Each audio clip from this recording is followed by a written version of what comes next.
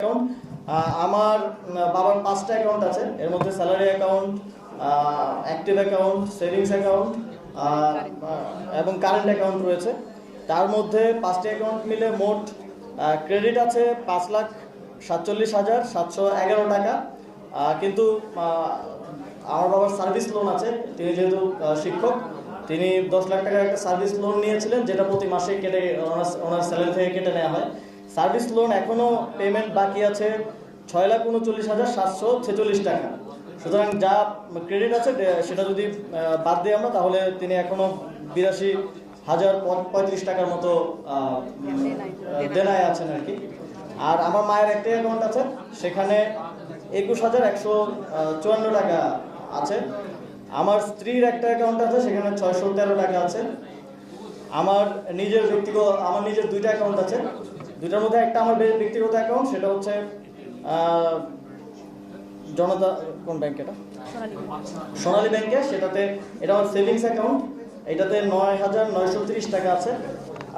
আর আরেকটা হচ্ছে আমার স্যালারি অ্যাকাউন্ট, যেটা আমার গভর্নমেন্টে থাকা অবস্থায় স্যালারি সহ গভর্নমেন্টের আরও যেই টিএডিএ সহ যেই লেনদেন, সেটা এই অ্যাকাউন্টের মাধ্যমেই হতো। এই অ্যাকাউন্টে আমি একটু ডিটেলস বলে রাখি। আমি 16 মাস দায়িত্বে ছিলাম। 16 মাসের স্যালারি 1,65,000 করে গড়ে স্যালারি এবং ভাতা সহ এর আশেপাশে কম বেশি করেছিল। এবং আমি 5টি বিদেশ সফরে গিয়েছিলাম। বিদেশ সফরের যে টিএডিএ বিল সরকারের পক্ষ থেকে দেয়, আপনারা জানেন, সেটাও এই অ্যাকাউন্টে এসেছে। সেটা গড়ে 4-5 লাখ 6-7 লাখ টাকা করে হবে 5টি বিদেশ সফরের।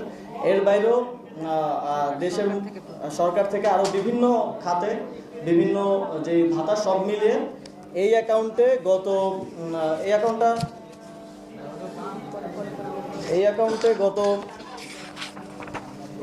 এখন আছে 9,78,626 টাকা। এবং এই অ্যাকাউন্টে মোট ট্রানজ্যাকশন, মোট ক্রেডিট হয়েছে আমার স্যালারি ট্যালারি সব কিছু মিলে, এবং সরকারের দায়িত্ব গ্রহণ করার আগেই 50,000 টাকার মতো ছিল। তারপরে সব মিলে ক্রেডিট হয়েছে মোট